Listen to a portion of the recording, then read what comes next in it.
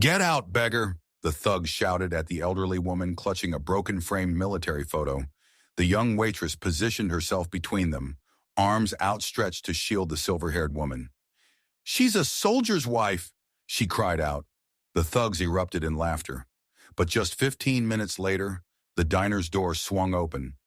A four-star general strode in, and the entire room immediately rose to their feet. If you believe sacrifice should never be forgotten, subscribe to hear stories like this.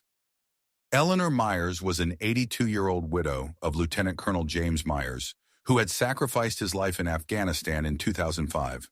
Since losing her husband, she had lived alone on a meager pension, yet never complained or accepted pity from anyone.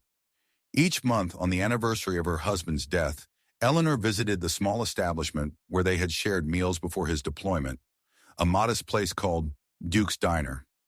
On this particular day, a light rain fell outside. Eleanor arrived early, placing a worn photograph on the table. James standing proudly before his barracks, his smile radiant with hope and purpose.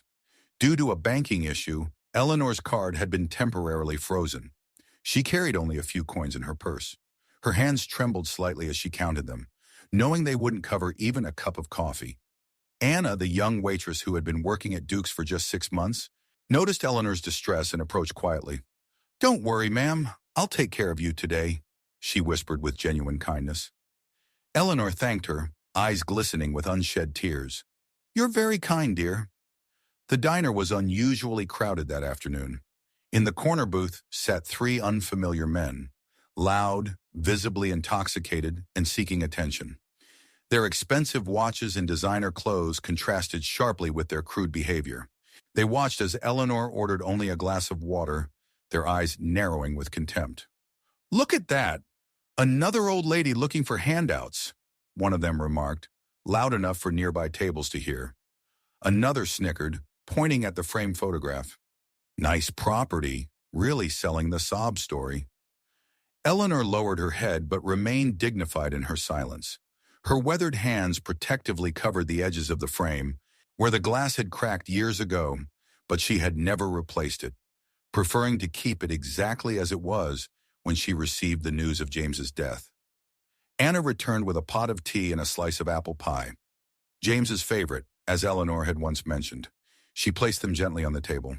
"I didn't order these," Eleanor said quietly. "On the house," Anna replied with a warm smile. "For Mrs. Myers and the Lieutenant Colonel." The gesture nearly broke Eleanor's composure, but decades of military life had taught her to maintain dignity even in the face of overwhelming emotion. She simply nodded, a single tear escaping despite her best efforts. The men in the corner booth weren't finished. As Anna walked away, one called out mockingly, "Hey, do all ancient widows get free food here, or just the ones with old pictures?" Several patrons shifted uncomfortably in their seats, eyes downcast, unwilling to intervene. An older gentleman near the counter frowned deeply but remained silent. A couple near the window whispered to each other, then gathered their belongings and left quietly, avoiding eye contact with anyone. Soldiers' wives? Dead ones at that? "They're just living off government checks for something that happened ages ago," another of the men said, raising his voice deliberately. Anna returned to Eleanor's table, placing a gentle hand on her shoulder. "I'm so sorry about them," she said softly. "Would you prefer to move to another table?" Eleanor shook her head. "This was our table," she explained simply. "Every time before he deployed, we sat here. I won't be moved." The determination in those faded blue eyes that had watched her husband leave for war 6 times, eyes that had read the official letter of condolence, eyes that had remained dry during the funeral as she accepted a folded flag, made Anna stand a little straighter. In that moment, something changed in the young waitress. Without fully understanding what was happening, she felt a sense of purpose wash over her. She nodded to Eleanor and turned toward the kitchen, her mind already formulating what she would do if the harassment continued. She didn't have to wait long to find out. One of the 3 men pushed back his chair and approached Eleanor's table. He loomed over her, pointing at the photograph of James. "Is this even real? Or just something you carry around for free stuff?" Eleanor remained still, her hand resting protectively on the official letter of condolence folded beside her plate. Though her eyes were clouded with age, they held an unwavering resolve. Anna emerged from the kitchen carrying a tray of food for another table when she witnessed the confrontation. Without hesitation, she set the tray down and moved quickly to stand between Eleanor and the man. That's enough. She lost her husband protecting this country. What have you done? The man stepped closer, deliberately knocking the tray off a nearby table. Plates crashed to the floor, food scattering across the tiles. Then serve all these legendary people for free, he sneered, gesturing dismissively toward Eleanor. The atmosphere in the diner grew tense. An elderly patron discreetly pulled out his phone, dialing a number and speaking quietly. Send coordinates. Urgent. Anna fought back tears as she knelt to pick up the broken dishes, whispering to Eleanor, I'm sorry, ma'am. I couldn't protect you better. But Eleanor took her hand, squeezing it gently. You're braver than many who wear uniforms without understanding what service means. Exactly 15 minutes later, a military-grade armored SUV pulled up outside the diner. A man in full-dress uniform, decorated with numerous medals and ribbons, entered. On his shoulders gleamed 4 stars. General Michael Langston, Eastern Command. He said nothing as he removed his gloves and walked directly to Eleanor's table. With practiced precision, he rendered a formal salute, hand to chest in the military tradition. Turning to face the group of young men, he spoke in a controlled but commanding voice. You've just disrespected a living symbol of this nation. One of them protested weakly. I didn't know. General Langston cut him off. Knowledge isn't required for respect. But from now on, anyone who walks through these doors with disrespect will answer to me. Throughout the diner, people stood in silent acknowledgement. Anna couldn't hold back her tears any longer. The general turned back to Eleanor, bending slightly to speak to her. Those closest could hear him say, Lieutenant Colonel Myers saved my life in Kandahar. I never got to thank him properly. Eleanor nodded. He spoke of you often, Michael. He would be proud to see those stars. The 3 men, now thoroughly sobered by the encounter, attempted to pay their bill and leave, but the general's voice stopped them. Before you go, gentlemen, I believe you owe both these ladies an apology. Their mumbled apologies seemed inadequate against the weight of their actions, but Eleanor accepted them with the dignity that had defined her life. As they departed, the general took a seat across from Eleanor, as Anna brought fresh tea for them both. Tell me about James, he said gently. Tell me something I didn't know. And for the first time in years, Eleanor Myers began to speak about her husband, not as a fallen soldier, but as the man she had loved, his terrible jokes, his passion for gardening, how he wrote her poems during each deployment. Some heroes stand on battlefields. Others stand in ordinary places when it matters most.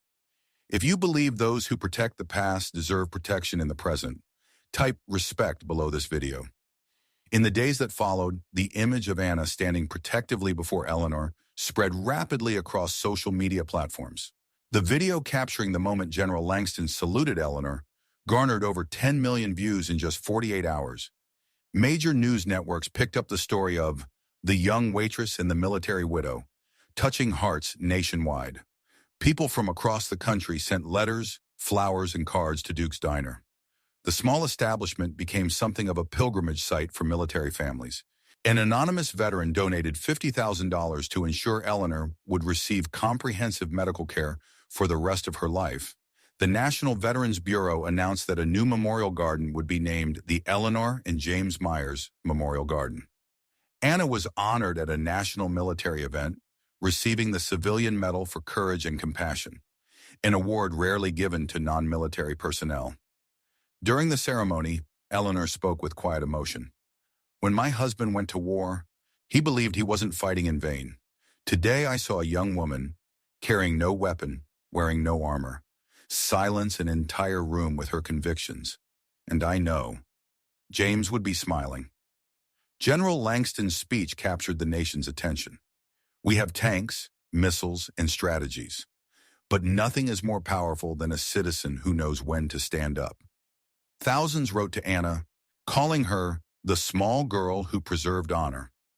Many veterans shared how the story had given them renewed faith in the country they had served.